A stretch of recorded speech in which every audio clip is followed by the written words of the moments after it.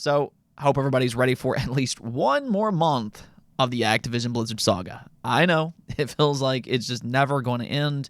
And after a tense 24 hours, all eyes were on that extension, and yes, they decided to extend the acquisition deadline or delay it, depending on how you want to look at it. I know a lot of people were kind of hoping that Microsoft would close over the CMA yesterday, but they decided against that, and that might actually be the smart thing for Microsoft's future, and we'll kind of go over that today and what their next steps are. Also, a couple interesting Nintendo rumors have popped up claiming that Nintendo isn't quite done with 2023. There might be a few more surprise titles incoming relatively soon. With that said, though, let's just go and jump right into things. Starting off with some other Activision Blizzard news. I do wonder about the timing of all this happening right around that July 18th deadline. Maybe a little bit too coincidental here, but two different things are happening right now. The first of which is that recently, out of nowhere, several old Call of Duty games have just suddenly been fixed, and their matchmaking is actually once again working. Well, apparently the community very much appreciates this effort because all of these old Call of Duty games are now seeing a massive resurgence in player count. Reportedly, around 1 million players have gone back to these games like Black Ops and the original Modern Warfare 2 over the last 48 to 72 hours. And that's crazy to think about. I mean, these are old Xbox 360 games running through backwards compatibility on the Xbox Series, and they're drawing in a higher player count than new modern games. Now, to just kind of put that into perspective, it was spotted yesterday that the top 5 paid games on the Microsoft Store were all Call of Duty titles. I mean, if you ever wondered why there's been so much emphasis put on the importance of Call of Duty over the last year with this buyout, this kind of tells you the entire story. The staying power of this franchise is otherworldly, and it could be a major boon for Xbox going forward. That's kind of the thing here, though, because why were all of these games just suddenly fixed? Well, according to Modern Warfare 2 Informer, they claimed that it's confirmed that it was actually Microsoft that went ahead and fixed the old Call of Duty servers, sources close to Activision confirm. Now, again, I mean, the timing of this is, a little bit interesting. Of course, Microsoft's original plan was to close the Activision acquisition yesterday, and, just in some type of coincidence here, these games just so happened to be fixed right around the same time. Now, I imagine this is because Xbox is preparing to get these games ready to go with a big Xbox Game Pass announcement once that acquisition is complete. Yeah, you can purchase these games right now when they're actually on sale, but as long as things continue to progress, all of these games will be coming to Game Pass sometime here soon, and, with the servers now working properly, this will be a huge announcement, as you're already seeing here. Those Xbox Game Pass numbers will be booming with Call of Duty. That's not the only coincidence here, though, because interestingly enough, Blizzard just so happened to announce their games are now finally coming over to Steam, starting off with Overwatch 2, which will make its debut on August 10th. Now, to be fair, this could have already been in the works. Microsoft might not have had anything to do with this, but knowing that Microsoft is a big Steam supporter and, this coinciding with the July 18th deadline, it is a little bit suspicious. Either way, though, I mean, this is a huge announcement for the PC community. Blizzard makes some of the most popular PC games in the world, and Steam is the most successful PC gaming store. So that's going to be a fun combination, especially as more titles like Diablo 4 eventually come over. Activision literally just announced that Diablo 4 reached 10 million players during its first month, driving a record-breaking quarter for Blizzard. They even said, quote-unquote, as of the end of the second quarter, Diablo 4 had sold through more units than any other Blizzard title at an equivalent stage of release. And I imagine as soon as it eventually comes over to Steam, it will see another rapid burst of players. For the time being, though, the Steam community can look forward to Overwatch 2, and I think that this game does make perfect sense to be Blizzard's Steam debut.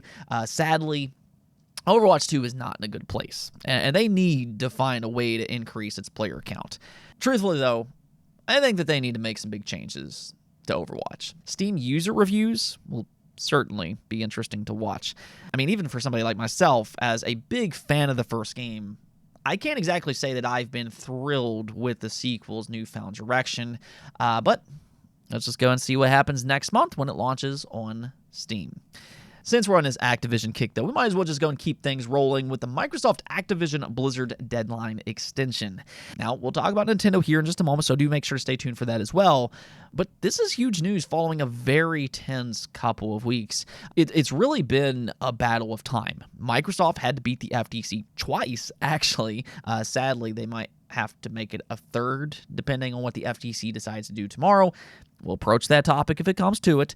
And then they also had to get the CMA to reconsider the deal to kind of get to the point of possibly closing on their July 18th deadline. So much of the community has been tense over the last 24 hours, just waiting to see what happens. Would Microsoft really close over the CMA? That has been much talked about. And if not, was there a real chance that Activision could walk away from the deal once the deadline expires? They would get a $3 billion split-up fee if that were to happen.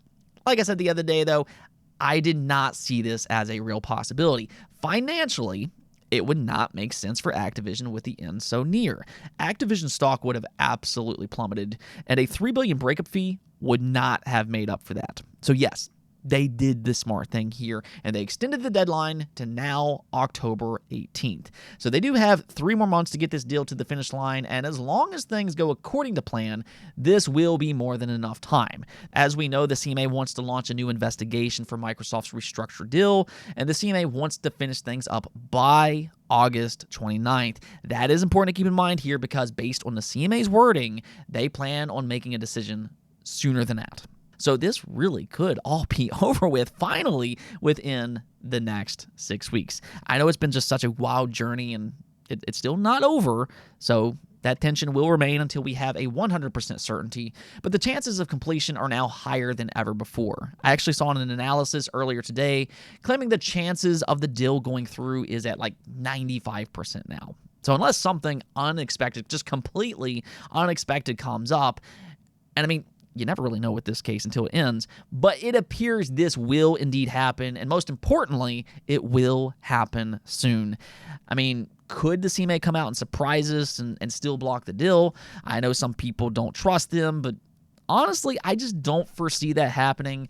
And the reason I say that is because of the CAT hearing that they had earlier this week. I mean, after the CMA displayed full confidence in front of a judge that Microsoft's new restructured deal will appease their issues, it would be shocking if the CMA came back and blocked it after all that. That would be a terrible look for the CMA, so I think it will complete in the coming weeks. Sometime in August, it would probably be the safe bet here, unless the CAT throws us another curveball, in which I'll come back to this conversation again. Regardless, though, the extended deadline is now set for October 18th. I know some people wanted them to close over the CMA, but this might be the smart thing because Microsoft will need to work with the CMA again in the future. If they acquire more companies, they're going to want the CMA to be on friendly terms. Microsoft is doing this the professional way, and they're giving the CMA an opportunity to fix their previous errors, even if it's not necessarily favorable for Microsoft's position. However, this new extension will come with a higher breakup fee. The termination fee is now set at $3.5 billion, and that will raise to $4.5 billion if it's not complete by September 15th. That's a very hypothetical scenario right now, though, so let's just kind of see how the next month or so plays out. And as always, I mean, go ahead and stay subscribed because we're going to see this through together till the very end, one way or the other. Let's go and change things up here, though, and talk about Nintendo. Pikmin 4 will be out later this week on July 21st, and to nobody's surprise, Nintendo continues to do Nintendo things. Pikmin 4 did leak out early, as has been the case with pretty much all of Nintendo's recent major releases. Its ROM has made its way online ahead of its launch, which, I mean, is such a shame. The Nintendo Switch is not a difficult platform to emulate, so piracy has been rampant for such a modern console. They really need to fix this problem going forward. Hopefully, the Switch successor will help out with some of these issues.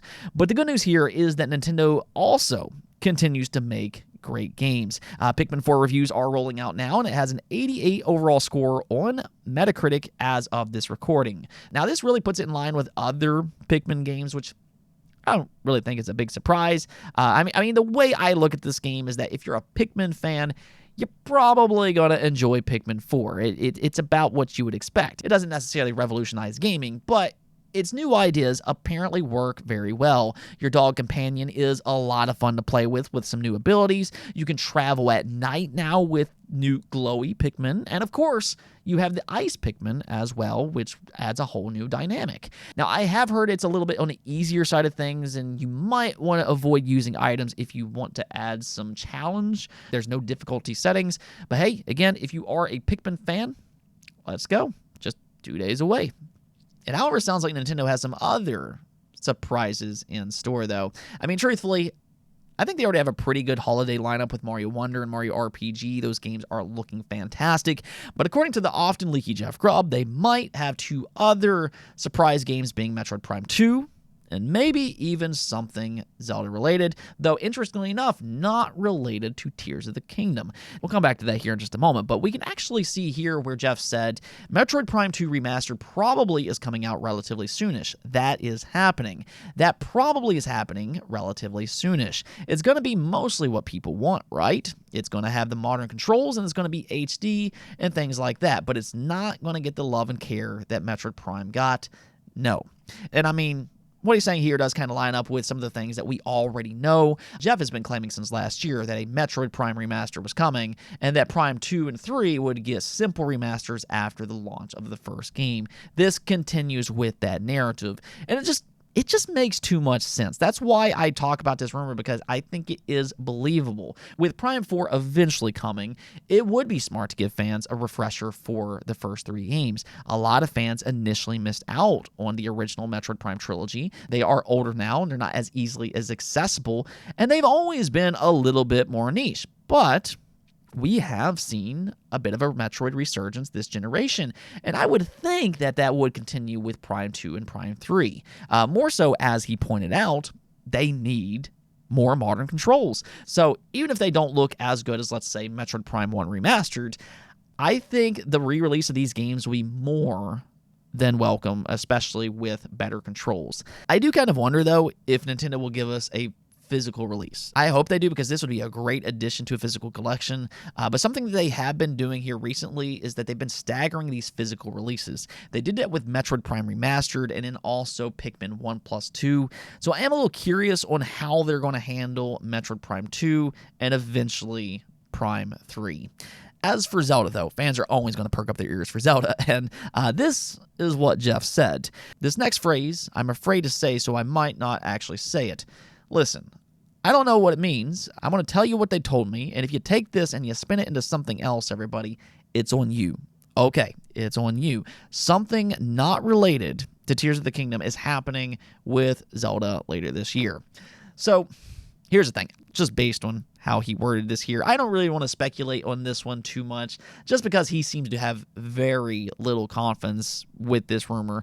I mean, we've been hearing for years that a Wind Waker HD and a Twilight Princess HD re-release could happen. So I imagine that's what everybody's going to kind of immediately think about. I can already see it now. There's going to be 100 different YouTube videos about how Twilight Princess HD and Wind Waker HD leaked, but he doesn't really say too much here. He actually sounds very hesitant with this claim, so I don't really want to approach this topic in depth at this time. I thought we could at least mention it because, you know, it's still worth keeping an eye on at the very least, and we can kind of cross our fingers for some kind of Zelda announcement in 2023, but I definitely would not go into this with any kind of certainty. Let's go take a look at the poll of the day. They were asked you all, what do you think about Xbox Game Pass Core replacing Xbox Live Gold and games with gold? And as you can see, a lot of you all are actually indifferent. 29% of you said that you like it, only 8% doesn't like it, and then the majority being 57% said that they're indifferent. Now, I could see some of the higher tier subscribers being a little bit more indifferent just because they no longer get games with gold. It's just one less feature for them. So there's not really a replacement for higher tiers. But the truth is, I feel like games with gold was so bad that very few people will actually miss it. I'm an Ultimate subscriber myself, and I just did not care about games with gold whatsoever. it was just bad. And I don't think that there's any other way to describe its offering over the last few years. So the way I look at this personally is that Microsoft can now use that money that they were putting into games with gold to get more games into Game Pass instead. Put that money to better use, even if it's not necessarily a lot. But I do think that Xbox Game Pass Core is just flat out better than Xbox Live Gold. 25 plus quality games being available to subscribers sounds a whole lot better than, 4 meh games once a month. I think that this is a much better option than what fans had before. So if you're really only subscribing for multiplayer specifically, then I think that this is a better bonus and a good introduction to what Game Pass has to offer if you do decide to upgrade even further later down the road. Anyways, though, that's it for this episode. But if you liked the video, don't forget to bell notification and subscribe button for more content just like this. Also, if you'd like to support the channel through Patreon, thank you for making this content possible. Peace out.